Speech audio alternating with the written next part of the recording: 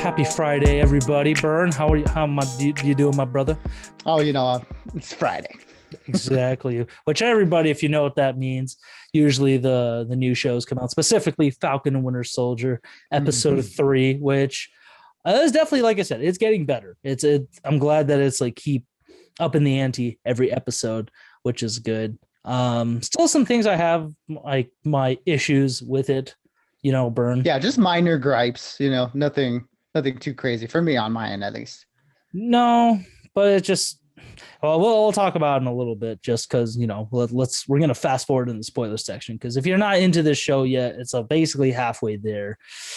Yeah, we're episode 3 out of 6. Yeah, sorry guys if you don't want to be spoiled, but obviously if you're watching this, you do want to be spoiled because we spoil it every time. So there you go. That we do. But Burn, before we start, my brother, how would you rate this amongst the other ones so far? I think this is my favorite episode of the season so far. That being said, there are just, like I said, very minor issues, which, definitely goes back to what we were talking about before with like the Flag Smashers as like villains. But I do think they did a little bit more to flesh them out, but they still haven't gone quite all the way there.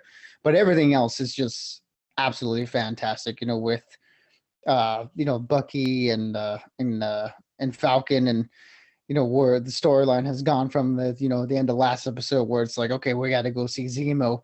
He's definitely pay that off in this episode. And I'll say that a lot of the action in this episode was really, really intense. Like, I think this is probably like the most intense action scenes we've seen in the MCU where I'm like, oh my gosh, this is like almost like borderline R-rated stuff going on here.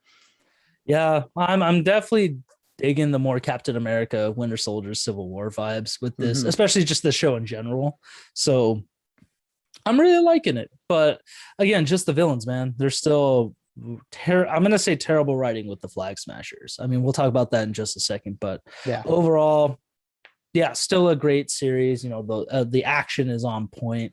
The cinematography in general looks great. The visuals are eye catching. It's diving more deep into stuff too, and it's done like WandaVision. It's doing a great job of expanding the MCU like post Endgame. So where that world was already pretty big. It's just getting bigger, and it's hinting at a lot of good things, which we'll talk about in a second. But do you have a hard rating for this, Burn? I mean, I know it's your favorite, but where is it out of rantings? What are you feeling?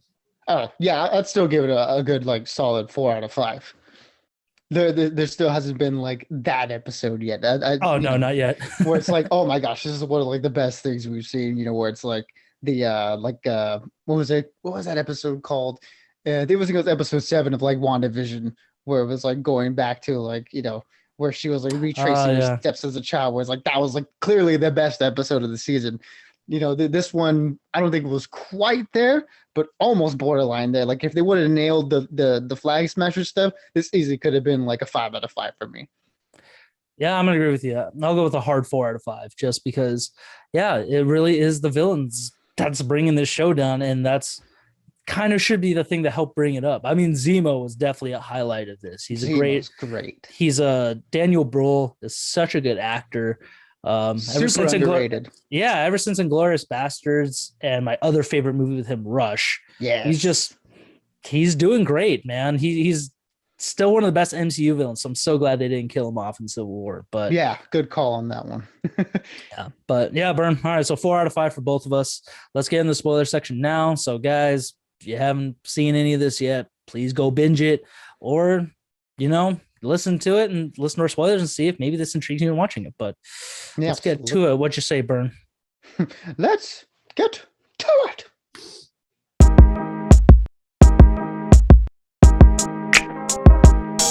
Perfect. I think we got our superhero poses great. I should have done pose. I should have done the opposite arm, but fuck it.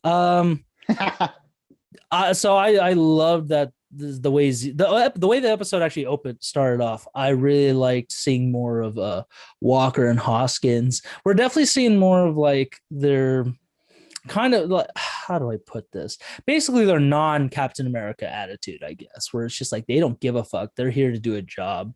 So almost like they're essentially like Black Ops agents right now. Did you get? I mean, that's what I was thinking of when I saw them just break into that place that the Carly and the other Flag Smashers were at, and he's just interrogating this dude using Hoskins as a translator. But I kind of laughed when the guy spat in his face. He got pissed off. He's like, do you know who I am? Yeah. Like, yeah, I don't care. Like it's almost just that feeling of like he doesn't want to replace Steve, but he's getting pissed off at the fact that people just don't give a shit who he is, even though he's supposed to be Captain America. So I'm kind of, again, like, I feel bad saying that just because I'm sure he is trying to do a good job. It's like you're also a bit of a dick. So this is karma. Yeah, it's just like, it's so interesting that like now that we've kind of gotten a little bit more of his character in last episode, what it seems like what they're doing here is showing how much of a weight that is on him. It seems like he really wants, as a soldier, because remember, he is a soldier first. So it seems like he really wants to get this mission done to like show it, like to prove, I guess, to himself and to the world that, you know, he is worthy of this Captain America mantle. And, you know, the burden is weighing heavy on him, and he's really kind of crumbling under the pressure, I think. Yeah, no, that's exactly what's happening. And he's kind of treating it like, you know, just this is the way we do things. Like he hasn't really changed his mentality, just even though he's got his own, like, noticing his vest a little bit more too. It forms an A, like how his new star on the front, or the new A is like an A and a star. Hoskins kind of has that same thing. So it's kind of like, I was just noticing more of the rebranding, essentially, that they're definitely more government based and not like an actual hero character. But right, that meetup with Zemo was crazy cool. Even though he's not in his plastic prison like in the Civil War, where it's just like that solitary cube. It was still really cool to see where he was at, and him repeating the Winter Soldier words. Like the commands. Yeah, like basically, to get him kickstarted. He's like, that's a different me. That guy's like, nah, I just wanted to see your reaction. Like he's fucking with him on purpose. Like that whole scene gave me like Silence of the Lamb vibes, you know, with him being like the Hannibal Lecter character, you know, being in jail, you know, trying to like go pick it apart at the hero and stuff. It was so cool. Again, just Zemo's great. I'm so glad he's back.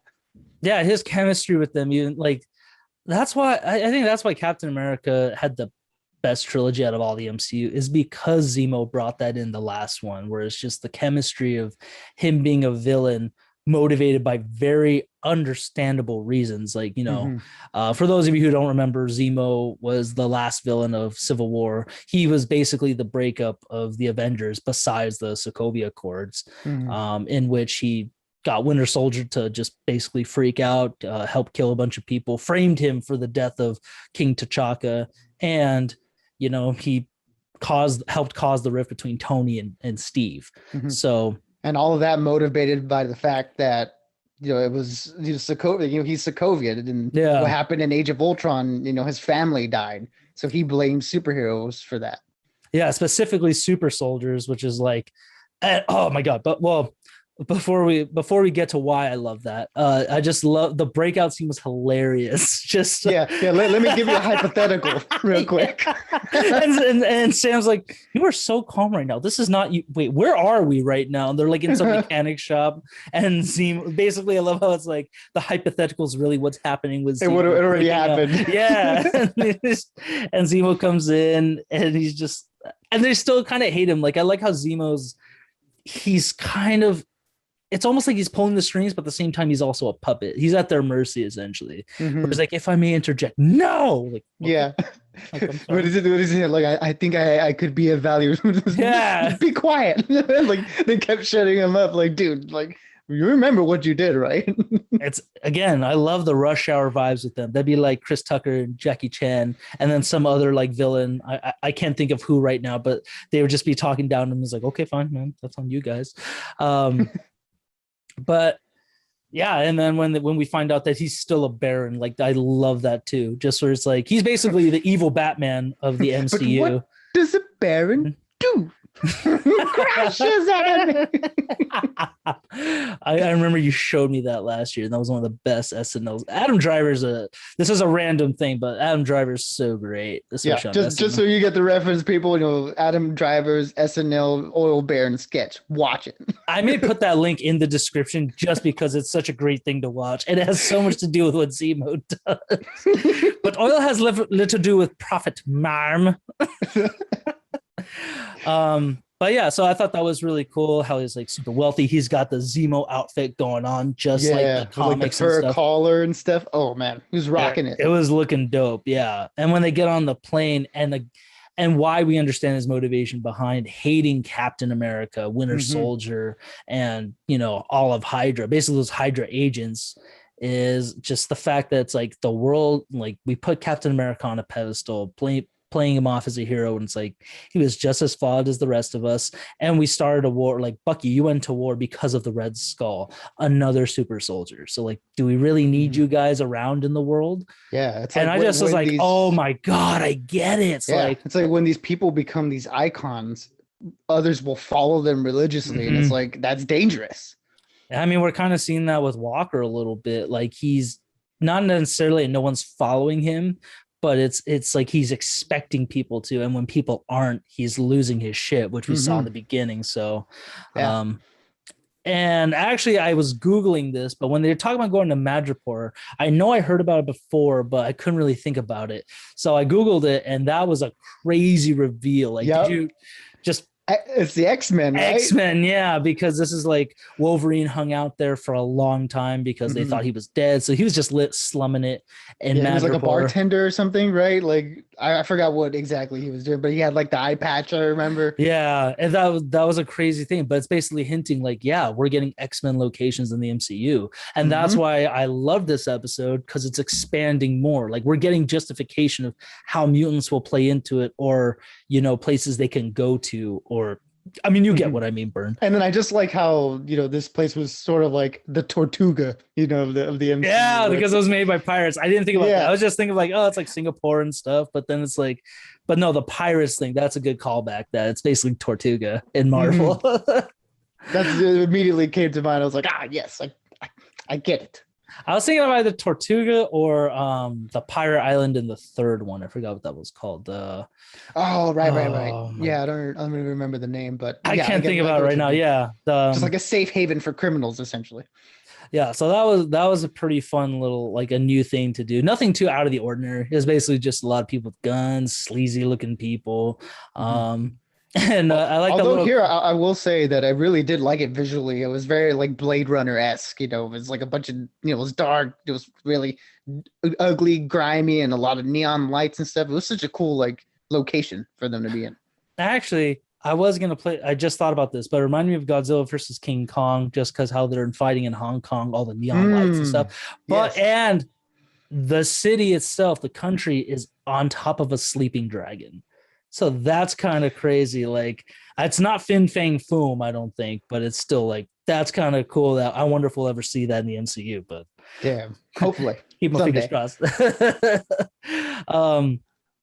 So their little club scene was kind of funny. I like how, I loved Bucky's look as the Winter Soldier, even though it's not necessarily his look. That brown jacket looked dope, where he's like a mercenary. Zemo's got his thing, so he's sticking with him. And Sam, I kind of felt bad for Sam, even though it's like, it didn't look bad, but he's like, why am I the only one that looks like a pimp? Of course, you Americans think an African American in a nice suit or something like that is a pimp. Like, that's not what only an American would think a fashion forward looking, black man would be like a pimp. It's like, well, he's not wrong. But it's also like, is Sam wrong for thinking that? Like, because he is black, so it's like, of course he's gonna feel that.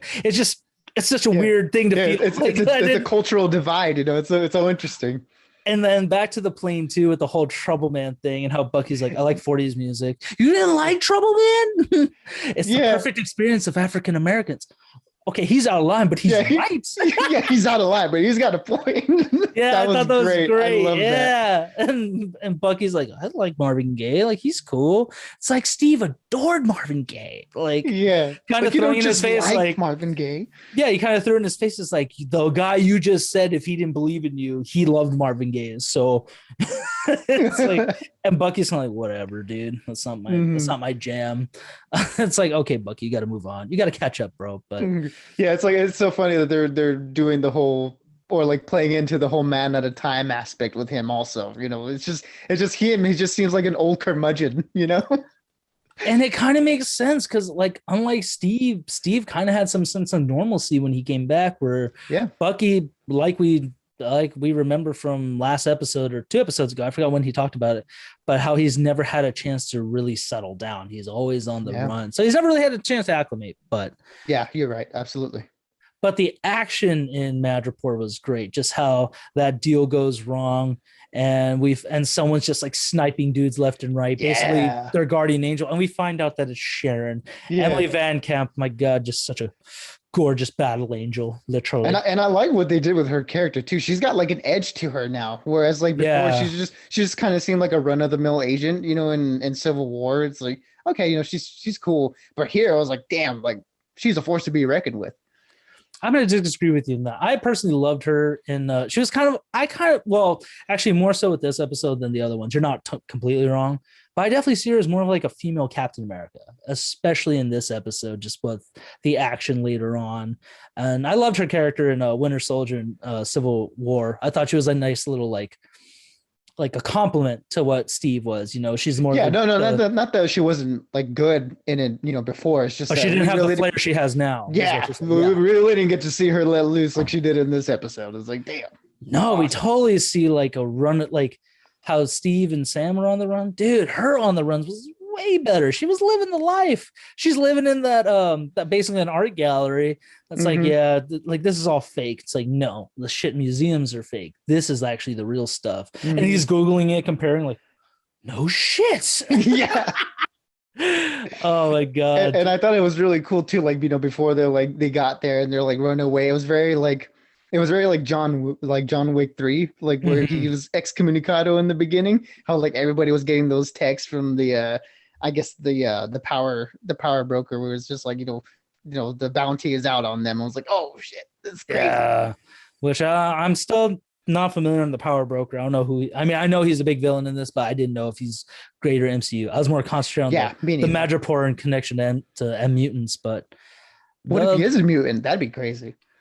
That would be pretty dope. That would make a lot of sense too. Why he has so much control in Madripoor, just besides being like a good gangster or essentially, or criminal. But and we got to see a totally different side of Sharon. Now she's living the glitzy life, but her being essentially, you know, a fugitive has kind of definitely flipped her, where she was a super patriot, you know, very much for Captain America and what he stood for. She's kind of like, screw that. I'm done with it. I'm living like disillusioned now.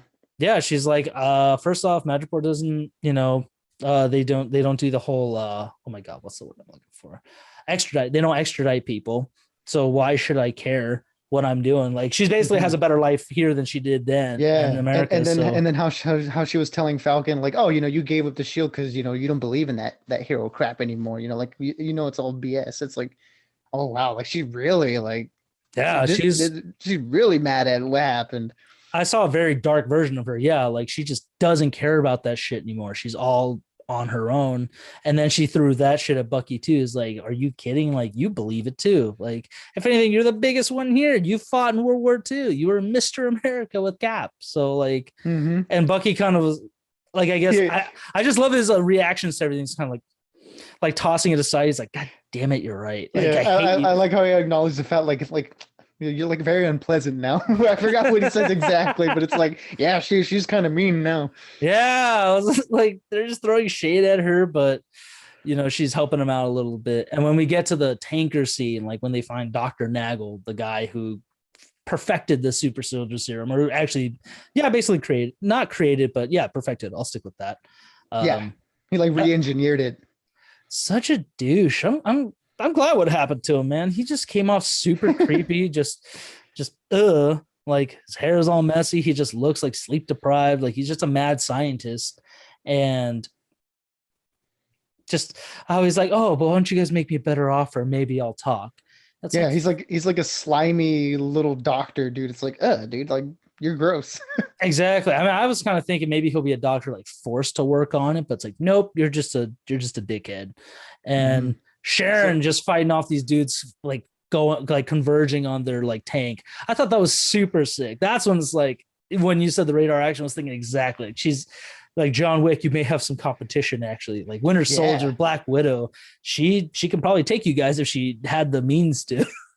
Yeah, because I mean, we did see that like fight scene with Bucky when he was like pretending to be back into the Winter Soldier mantle, and and man, like if I'm probably think like if he wanted to, he'd probably be the most dangerous character in the MCU right now.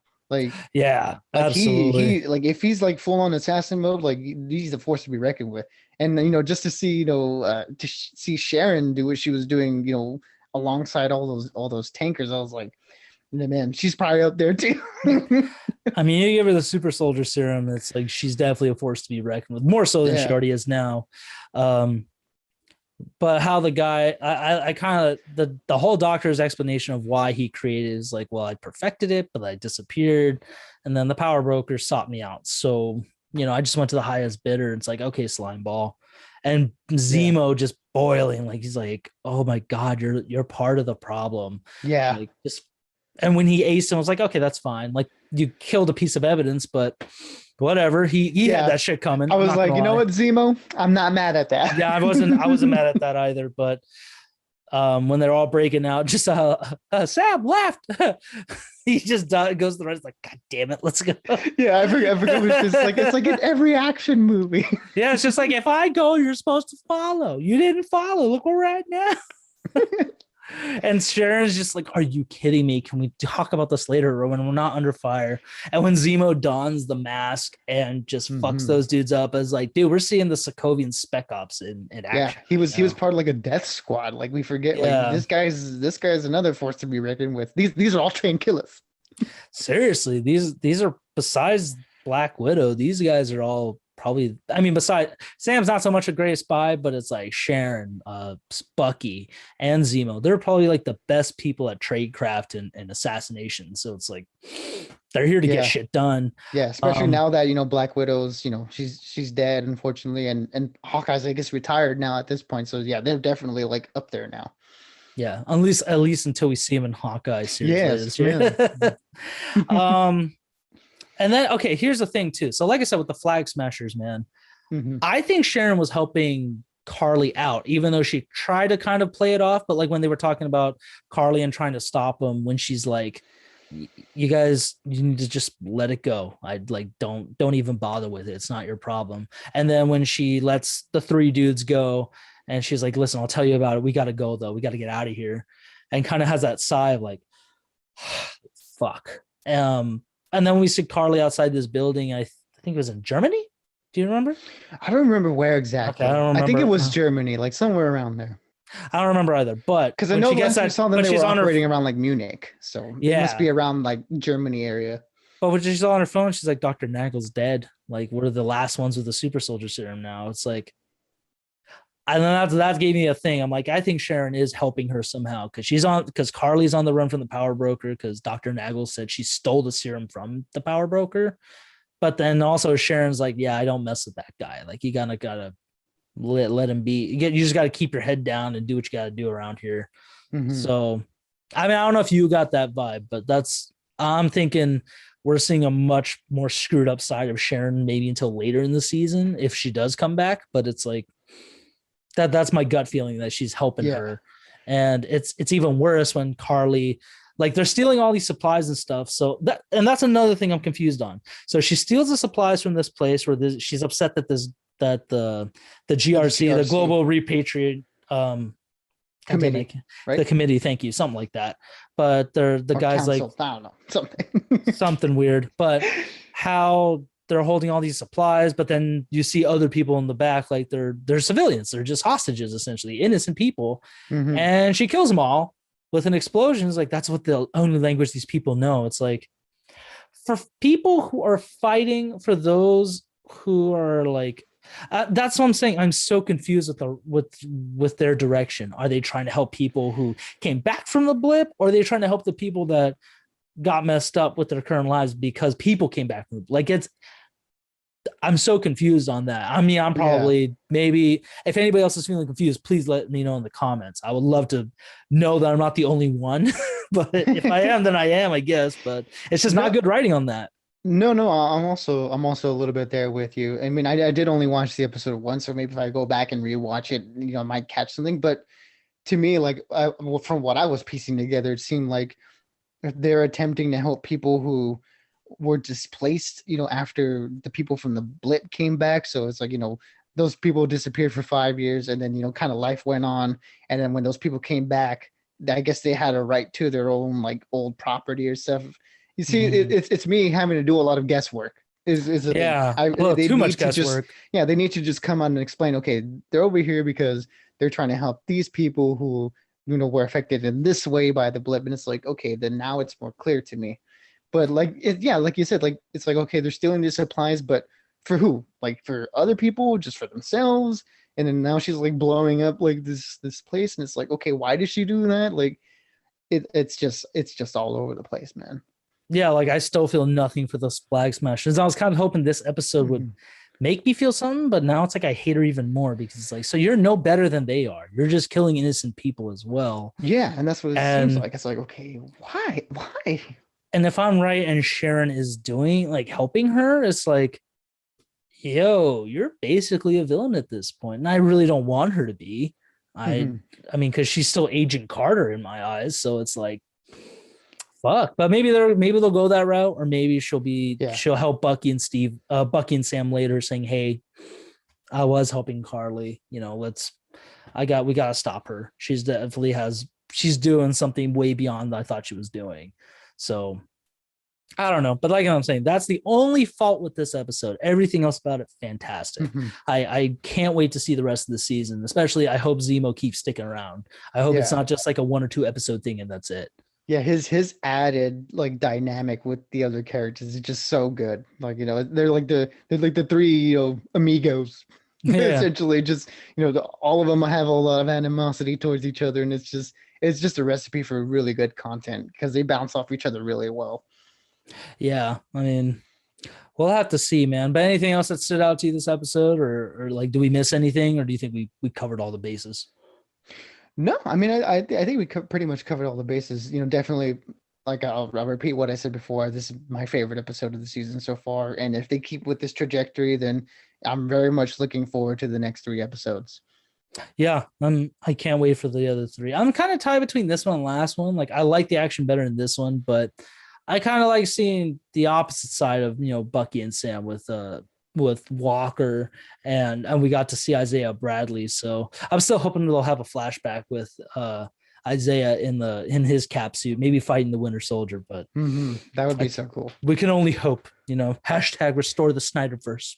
restore the Isaiah Bradley verse.